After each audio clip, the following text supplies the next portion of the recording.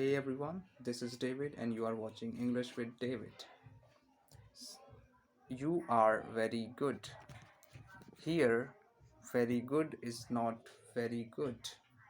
The trouble is in the word very. This word looks very boring, dull.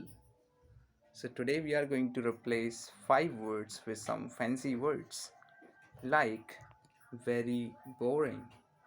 Instead of this, you can use dull. Very big, you can say massive. Very good, you can use the word excellent. Very poor, you can say destitute. Very noisy, you can use deafening. Okay everybody, keep watching English with David. Thank you.